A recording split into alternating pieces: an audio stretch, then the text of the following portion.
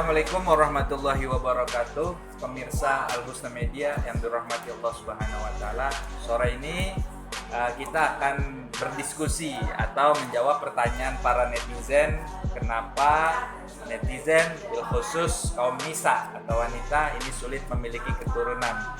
Nah, pertanyaannya apa nih Bang Syahdan nih yang sore ini mau ditanyakan? Kalau secara banyaknya pertanyaan itu, yang paling banyak itu pertanyaan apa penyebabnya wanita gagal hamil, maaf, secara ke non medis. Secara non medis. Apa Jadi itu wanita penyebabnya? gagal hamil Iya, secara non medis. non-medis. Ini paling banyak.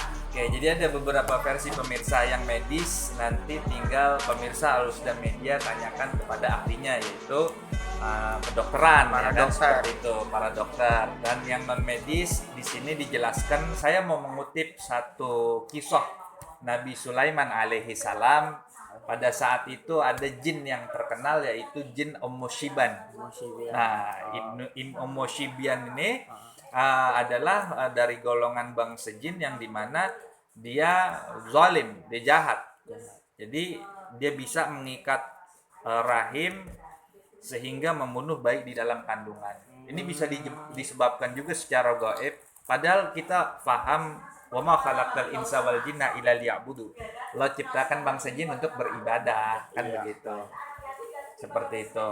Nah, tapi ada juga yang zalim kayak kita nih. Ada yang rajin ibadah, ada yang zalim, kurang lebih demikian. Nah, banyak bangsa jin yang mengganggu manusia sampai tadi manusia atau wanita yang sedang mengandung rahimnya diikat sehingga terjadilah keguguran tadi atau tidak memiliki keturunan bisa disebabkan oleh itu. Nah, ini ada di kisahnya Nabi Sulaiman alaihissalam.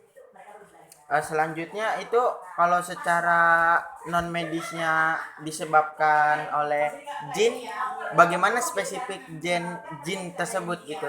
Spesifik jin tersebut ini dijelaskan ya kan, atau diceritakan. Jadi perempuan ini atau jin ini masuk ke dalam perut seorang perempuan di waktu janin atau kandungan, atau bayi yang dikandungan ini, sehingga bisa menyebabkan keguguran. Karena dijelaskan di sini pada zaman Nabi Sulaiman jin ini seperti berinteraksi. Kalau ini ketika ada bayinya, jadi menendang-nendang sehingga bisa terjadi keguguran. Bahasanya berinteraksi lah. Kalau sebelum dia mengandung, kenapa agak sulit? Jin ini mengikat. Jadi sulit memiliki keturunan. Nah, ketika sudah punya keturunan pun bisa terjadi keguguran. Itu tadi ada interaksi bangsa jin yang di dalam perut atau di dalam rahim tadi sehingga keluar. Nah, makanya banyak cerita tuh, sehingga setelah keguguran dikuret dan sebagainya itu para tim kedokteran lah ya kan gitu. Seperti itu. Dan biasanya jin ini mengganggu ketika itu apa? Biasanya mengganggu anak bayi kah atau anak-anak kecil kah biasanya gitu? Iya, jenis jin Ummu Shibban ini pun mengganggu anak-anak kecil. Jadi setelah lahir ada anak bayi ya kan. Nah, ini dijelaskan dia mengganggu daripada anak-anak tersebut. Nah, ini nama jinnya atau jenis jinnya Ummu Shibban, wallahu a'lam bishawab. Jadi kenapa bayi sering menangis ya kan, jatuh anak seakan-akan didorong, itu ciri-cirinya ya kan? itu ciri pada bayi. Iya, terus demam dan sebagainya, ketempelan lah bahasanya, sawan dan sebagainya, anak jadi malas bisa jadi ya kan gitu. Rasa sesak, kusut pikiran ya kan, sakit bagian tulang belakang, ngigo, mimpi yang menakutkan dan sebagainya. Nah, kurang lebih demikian, seperti itu. Terus juga dianjurkan, ini kan satu permasalahan, satu case. Solusinya ya minimal kita membaca 3 qul. Qul huwallahu ahad, qul a'udzu birabbil falaq, qul a'udzu birabbin nas. 3 qul atau yang dikatakan surat muazzatain. Nah, makanya orang yang sedang mengandung Nah, ini baca tadarus Al-Quranul Karim. Jangan malas ibadah kepada Allah. Atau orang yang belum punya keturunan juga, akan dekatkan diri kepada Allah Ta'ala. Baca Al-Quran, tadarus, zikir, sholat, dan sebagainya. Yang dimana dianjurkan dalam syariat. Sehingga jin-jin yang zalim tadi, yang dia tidak taat kepada Allah, dia punya akhlak yang buruk, dia jahat, tidak gampang menzalimi manusia gitu. Dan cara mencegahnya agar si jin zolim ini tidak masuk ke dalam rumah atau ke dalam rahim itu seperti apa, Bang?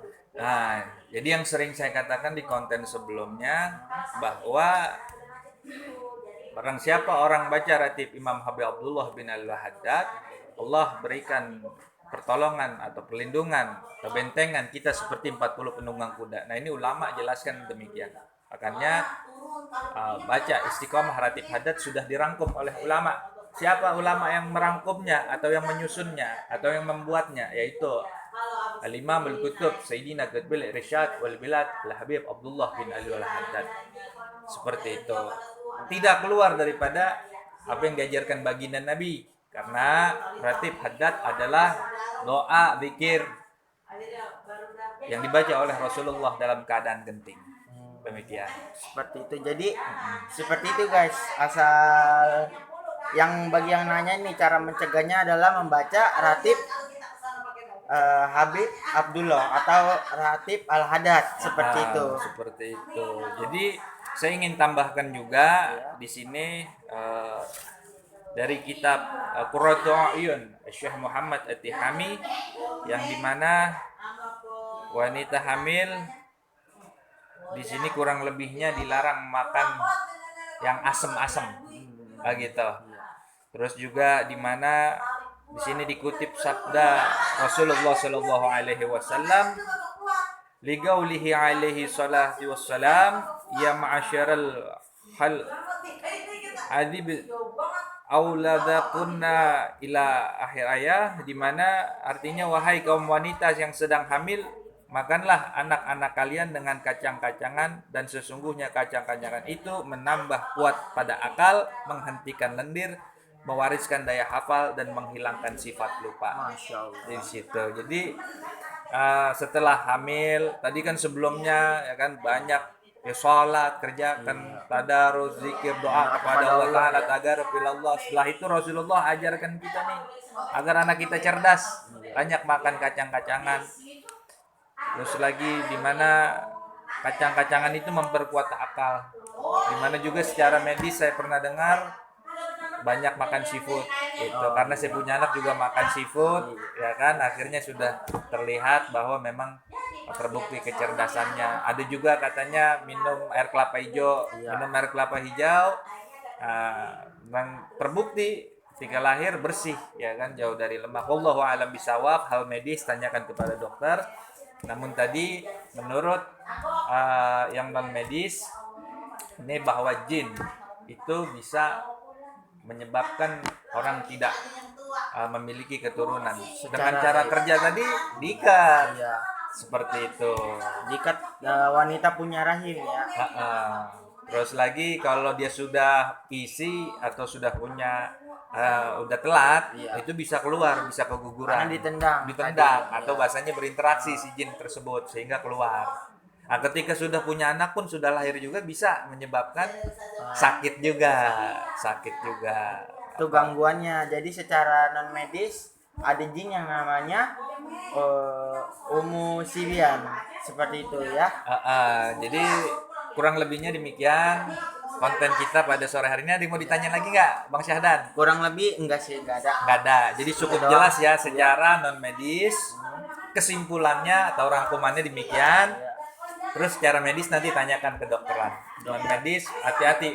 Padahal Allah Ta'ala sudah jelaskan di dalam Al-Quran, yang dimana kita pegang erat Al-Quranul hadis Nabi Muhammad Sallallahu Alaihi Wasallam. Hudal linnas wa bainati minal huda wal furqan. Itulah petunjuk kebenaran. Jin, setan, belek Allah ciptakan juga buat beribadah kepada Allah. Namun ada yang zalim juga. Solusinya gimana? ketika ada permasalahan Rasulullah Shallallahu Alaihi Wasallam memberikan kita solusi, memberikan kita petunjuk. Itulah yang diajarkan oleh baginda Nabi Muhammad sehingga kita tidak salah langkah, tidak salah jalan. Jadi bagi wanita yang belum punya keturunan, jangan patah semangat. Ayo terus Mendekatkan diri saja kepada Allah. Tadarus, ya kan, sholatnya jangan lupa, ngajinya jangan lupa, deketin diri sama Allah, ya kan, jangan jalan ke dukun, ikhtiar kagak benernya gitu. Karena udah jelas secara non medis tuh permasalahannya. Tuh setan belek bisa. Dengan apa? Dengan ayat suci Al-Qur'anul Karim. Rangkumannya yang paling ajib, baca rapi hati. Jangan mager dah. Iya, jangan mager. Mau aman, jangan mager. Jangan Harus mager. baca segala apa yang Rasulullah SAW suruh dan jauhi apa yang beliau larang seperti itu. Gitu. Oke? Gitu. Jadi Bang Sadan, ini sore kayaknya udah aus Bang Sadan. Iya. Ngomong mulu. Ada kopi bir. Kopi bir apa kopi apa ini Bang Sadan? Kopi bir namanya. Kopi bir. Ini dari siapa Bang Sadan kalau boleh tahu ini Bang Sadan kopi bir? Dari Kirete sih. Oke, Retel Gampriti. Jadi kalau mau minum gimana ini caranya saya Bang Sadan? Dibuka aja. Dibuka, dia buka aja ya. Oke pemirsa, saya juga udah haus pemirsa, mau minum-minum ini kopi bir dari Kilete Algam Priti sama host ya. Iya. Yang programnya ada juga tuh di Alusna Media. Dia mah program misteri pemburu hantu. Beda, iya. Iya, pemburu hantu. Ada gitu. Jadi saya udah haus, saya mau minum dulu kopi bir. Ini harganya berapa, Kal? 12.000 udah pakai es. 15.000 pakai. Hah? 15.000 pakai. Masya Allah, ini 15.000 nih. Ya udah, jadi ntar pesan aja tuh langsung di kolom komen ya, bisa coret-coret. Nah, tanya deh tuh nomor teleponnya Hekal ya kan begitu. Kita udah haus banget pemirsa. Udah dulu ya, mau minum yang seger-seger dulu. Ini penambah stamina. Penambah Biar stamina. lebih semangat lagi. Biar gak gagal fokus. Ya. Iya. Rasanya gimana? Rasanya ajib. Rasanya ajib. Iya. Gitu. Jadi ini salah satu ini juga. Ini kadang kita dahaga, Ustadz dahaga baca kitab Arab gundul begini nih, ya. Ustadz baca kitab Arab gundul biar seger. Nah, ini minumannya kopi bir. Ya, Bisa dibeli di Kirete. Bisa atau dibeli. pesan aja. gitu. Ya, itu aja. Wallahu a'lam bishawab. Kita mau minum yang seger-seger dulu. Al Husna Media. Ngaji biar gak gagal paham. Assalamualaikum warahmatullahi Wabarakatuh.